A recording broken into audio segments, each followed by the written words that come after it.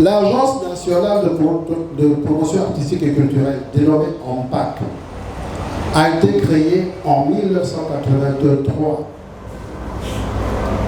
4 ans après, il y a eu la loi 1/87 instituant la protection des droits d'auteur au Gabon. Cette loi a été délibérée, puis adoptée par l'Assemblée nationale et ensuite promulguée le 29 juillet 1987. Dans la même année, l'ANPAC a créé une commission dite Commission à recettes. C'est une commission chargée de faire la perception un peu partout. Donc cette agence a travaillé jusqu'à la fermeture du dit établissement sans rien reverser aux artistes. Les artistes n'ont jamais touché 5 francs. Donc en 2006, le chef de l'État prenait 2 décrets. Le décret 452 qui fixe le règlement relatif à la gestion des droits d'auteur et le décret 453 qui fixe la tarification des redevances relatives aux droits d'auteur et aux droits voisins. En 2006 également, l'État confie à l'ANPAC la mission de mettre en place le Bugada. Donc, l'État octroie au Bugada, plutôt à l'ANPAC, 30 millions en 2006, 50 millions en 2007, 40 millions en 2008, 80 millions en 2009 et 150 millions en 2010. Rien n'a été fait. L'argent a été simplement, l'argent s'est volatilisé. En mai 2012,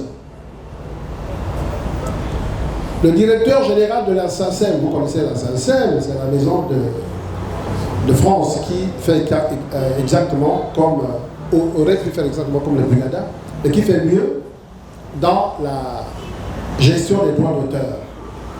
Donc, il a été reçu, le DG de la SACEM a été reçu par le chef de l'État. Nous sommes en 2012. 5 mois après, le décret 472 a retiré à l'ANPAC la mission qui lui avait été confiée, c'est-à-dire celle de mettre en place le Bugada. Et 3 mois après, donc, il prend le décret, c'est-à-dire le chef de l'État prenait le décret 024 portant création, attribution, organisation et fonctionnement du bureau d'abonnés du droit d'auteur et des droits voisins. Le Bugada est né le 16 janvier 2013 par la volonté de l'État, pas par celle d'un individu. Le Bugada a pour rôle essentiel de protéger les œuvres des adhérents, de percevoir la redevance et de faire la répartition entre les auteurs ou leurs ayants droit. Quand on parle de perception, il s'agit de quoi? Il s'agit de la collecte des sous auprès des usagers et de l'argent collecté par la douane. Cet argent s'appelle copie privée. Quand on parle de répartition, le décret 452 qui fixe le règlement relatif à la gestion des droits d'auteur stipule en son article 83 que le paiement des droits d'auteur doit s'effectuer 2 fois par an. Depuis 2013, date de création du Bugada, jusqu'à nos jours, on aurait dû toucher 20 fois. Mais le Bugada n'a payé que 2 fois. Et d'ailleurs, en monnaie de singe. Et pour répondre à la question de certains, des questions qui sont posées dans les réseaux sociaux par rapport à ce qu'on doit verser aux artistes depuis la création du Bugada. Voici la réponse. Dans le décret 453 qui fixe la tarification des redevances relatives aux droits d'auteur, il y a la liste de tous les opérateurs économiques qui doivent payer la dite redevance. Prenons par exemple le cas des télécommunications. Nous avons RTL Gabon, Gabon Télécom, Canal Plus qui est télédiffuseur avec TNT, Satcom et les autres. Donc RTL Gabon, d'après le texte, le décret 453, doit payer un montant forfaitaire de 15 francs par ligne et par abonné. Sur la base de 2 millions d'abonnés, RTL doit verser 15 millions par jour, 450 millions par mois et 5 milliards 400 millions par an. Il en est de même pour Gabon Télécom. Quand on fait la somme, on obtient 10 milliards 800 millions. Maintenant, regardons du côté des télédiffuseurs. Les télédiffuseurs exploitent à la fois le son et l'image. Le son coûte, comme ce que je viens de citer tout à l'heure, donc 5 milliards 400 millions par an.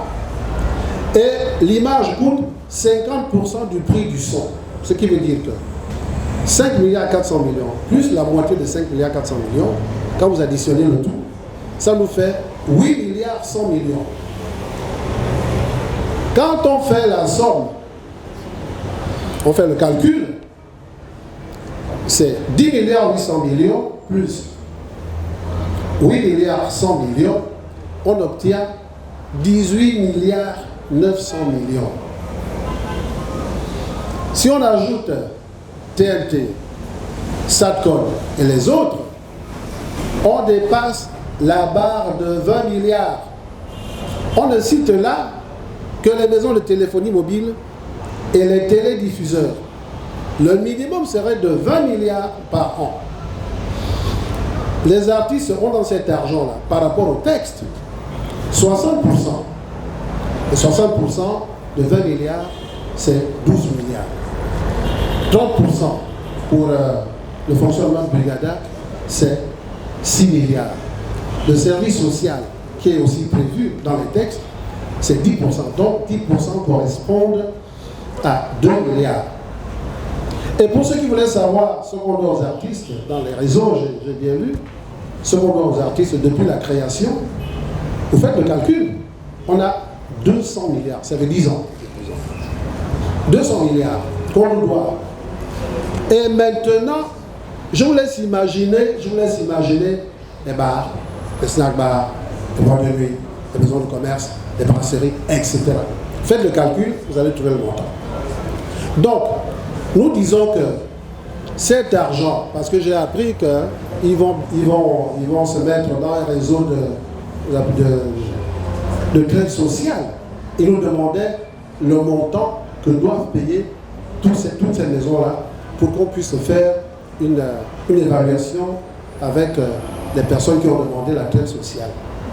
C'est vrai, nous disons que les experts que nous sommes ont déjà fait le calcul, c'est à eux de prendre ça, ou alors de nous laisser nous-mêmes nous exprimer auprès du chef de l'État pour lui dire que c'est nous qui connaissons comment ça fonctionne, laissez-nous parler, il y aura certainement des questions à poser, nous sommes capables de répondre à ces questions-là.